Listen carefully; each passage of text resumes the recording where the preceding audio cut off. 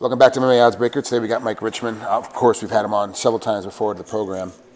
Has anything been different since the last time you and I have talked, as far as training or training patterns? Not really. You know, right now I got a good, kind of a good idea of what I need to do at bantamweight. My training, it's been, you know, pretty much the same. Nothing really different. I really don't game plan any different than any other opponent. You know, it would be different. Like he's the type of guy where he's really good. You know, he's good at everywhere. So I just kind of train MMA. You know, just train everywhere. You know, if it was someone like a Warren, yeah, then I would probably work on a lot more counter wrestling, a lot more stuff like that. But a guy like Dantas, I think he fits well with the way I like to fight. So I just kind of just go in there and train the way I train.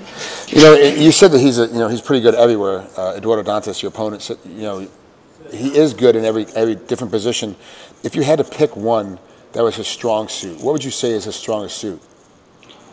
Oh man, I don't know. She's got good takedown defense. You know, all those Nova and Young guys like to strike and stuff shots. You know, his jiu-jitsu's been solid against dudes when he goes to the ground. From what he's shown, you know, he seems to be a good elusive striker. Obviously, he's the black belt in jiu-jitsu, so I would say one of those two would probably be his great strengths. Well, you know, that's one of the weird things I have about Nova and Yao is that everybody that trains out of that camp now tends to be more well-rounded than it used to be. It used to be jiu-jitsu only, and they kind of learned a little bit of boxing, kind of learned a little, you know, until a kickboxer came in and kind of taught them how to do some kickboxing. Now it seems like this generation of guy are all very well-rounded. Did you take much from his fight with Joe Warren? Did you look at that fight and go, okay, I see where I can kind of beat him too? Or was the Joe Warren fight so much different from your style of fighting that it didn't really equate for you? Yeah, Joe Warren's style is so much different than mine that it really doesn't equate. Do I feel I could do that grind and push him up against the cage and be stronger with him in the cage and clinch and kind of grind out something that way? I believe I could, but that's just, when I get in there, that's just not how I fight. You know, I want to get in your face, pressure, striking pressure, constantly cutting you off, suffocate you in the cage, striking wise with footwork, and then look to finish you. So the Warren fight, you know, it was kind of like that. That's how Warren fights, you know, and I don't really take anything out of that from that fight other than, you know, he stood in there and he clinched with him for 5 rounds, you know, and still was popping strikes. So that tells me that he's able to stay fresh, stay loose, even in the clinch. Well, you know, that style of Joe Warren's, like both of you kind of have a similar style in the sense of you're always giving pressure to your opponents. You're always trying to grind your opponents down. You just use footwork and distance, and Joe uses, you know, obviously his wrestling and the closeness of it. But it's still, both styles are overwhelming style where the opponents feel like they're falling apart. Do you feel like sometimes when you're pressuring your opponent that you're beating him up and all of a sudden you feel him kind of crack? Do you get that sense like, oh, wow, I know now they're starting to fall apart. He's starting to, you know, crack underneath this pressure. And does that make you want to step up your game a little bit more, or do you get more cautious because you realize with a guy like Dantas, if you crack him, he might not be cracked. He might be playing a game with you or trying to find a different position. Yeah, no, for sure. You always want to be aware when you, especially with footwork and you're cutting someone off and you get them cornered in the cage. That's when you got to be. They're looking for a big swing, a big haymaker, get out of there. That's when I'm my most cautious, is when I'm bringing them up to the cage. At the same time, they're very cautious of what I'm about to do because now they can't really move laterally. They're kind of pinned a little bit, and they obviously can't backstep anymore. So that's where when we get to the cage, that's like. Either he's throwing haymakers, clinching to get out, or I'm looking to set up a devastating finish. And but back to what you were saying about pressure with striking, you know, I just believe that is so devastating physically and mentally to someone when you're constantly cutting off the cage, striking in their face. Someone clinches you, you kick, I'm right back in your face. You know, I don't reset and give you time to reset. For a guy like Dantas, you can't let him reset and get in a groove because he likes to go first. He likes to pop his jab and move and kick. I got to be first and be in his face.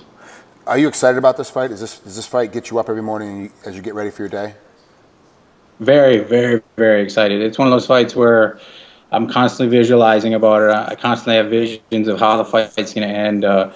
Every time I have fights like that, I go out and I win. You just have those daydreams, where you're like, all right, I got this. So, okay, I'm looking for that. I'm looking for that. I think I can knock him out of this. I think he might do that.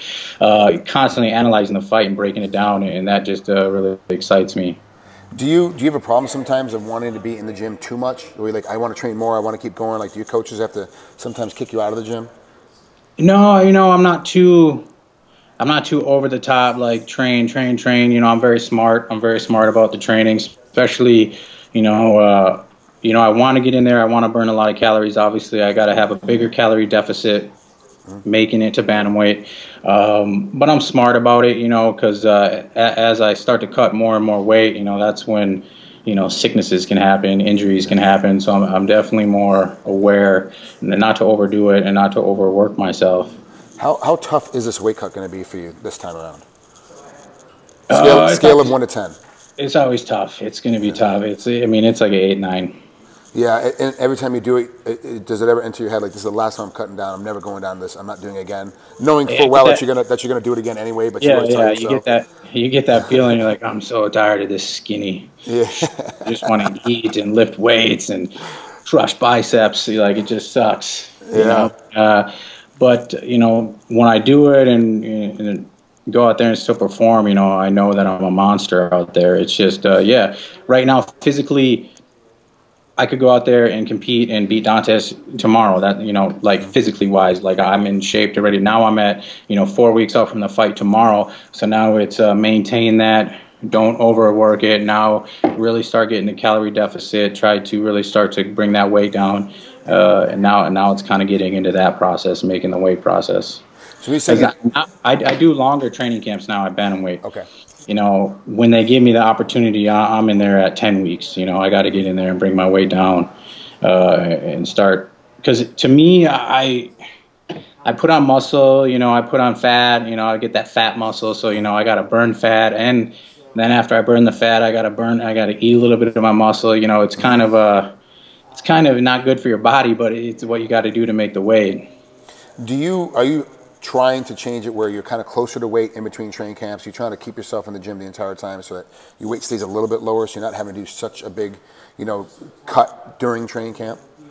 I try to. The last 2 fights, I keep telling myself, I'm like, yeah, I'm going to do that. And then, there was a quick turnaround for the Nam Fan, from Ed West to Nam Fan. So that was a different weight cut than the Ed West, because I was already kind of low. I was just a little bit more bloated, and so the cut wasn't as, it still sucked, but it wasn't as bad, I would say. Then after that, I'm like, all right, after the Nam Fan fight, I'm going to try to stay in there and keep my weight down. But then, that fight was November 15th, so then there was, the holidays, you got Thanksgiving, Christmas, all that, and it's like, next thing you know, I'm bloating back up. I'm like, son of a bitch. Yeah, I know. You're like, crap, I can't. It is tough. Well, weight cutting there's a different science, and everybody does it a little bit differently. And it's like one of those things. I can show you how to do it, but you still have to figure it out for yourself. And then once you figure it out for yourself, you're the only one that does it that way, and you'll teach somebody else, and they have to figure it out for themselves. It's just, for sure. It's like it's a bro science to your own body. It might work for you, but it might not work for somebody else. Right. Exactly. So, last question before we let you out of here. When are you gonna knock him out? What round do you think you're gonna put this one away? I think I'm gonna put him out in the first round. I just have visions of putting him away early. I'm gonna pressure him. I know he's gonna want to stay away. He's gonna try to take me into the second and third. I believe I haven't been in the second and third as a bantamweight, so I think that'd be his game plan. I think he'll try to shoot in and clinch on me, because when I bring that pressure, I don't think he's felt striking pressure. And he hasn't been hit clean. He hasn't been hit hard in a long time since the Tyson Nam fight. And I'm pretty precise with my strikes, and I hit pretty hard. And I think, and that's going to play a factor. He cuts a lot of weight. I know I've heard he's had concussion issues in the past. Yep. Those are bad recipes, to fight me. Granted, I cut a lot of weight too, so it's going to be. I just envision first round knockout.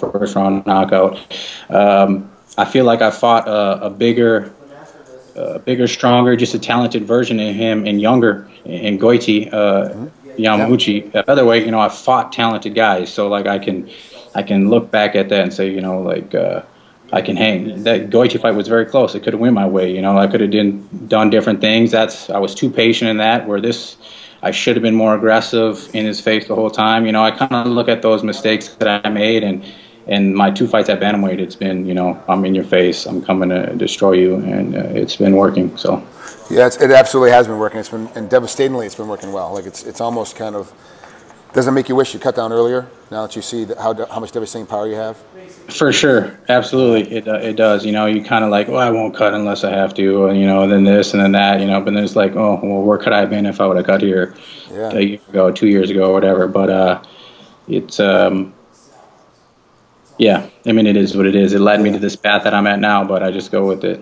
Yeah, it's been a great ride, and it's going to be only continue. I believe you're going to knock him out in the first round as well.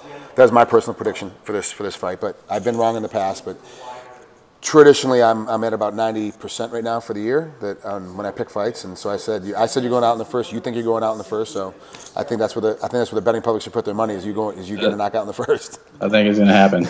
Yeah. You've got the speed and the technique, and you still have that strength from being at the upper weight. And now that you've dropped down, you still have that strength and that speed from dealing with bigger guys that the little guys just can't handle the hits. When you hit them clean, they do fall down. Yeah, they do. Thanks, Mike, for coming out here. I appreciate it. Have a great time. Have fun in that fight. I can't wait to see you guys battle it out.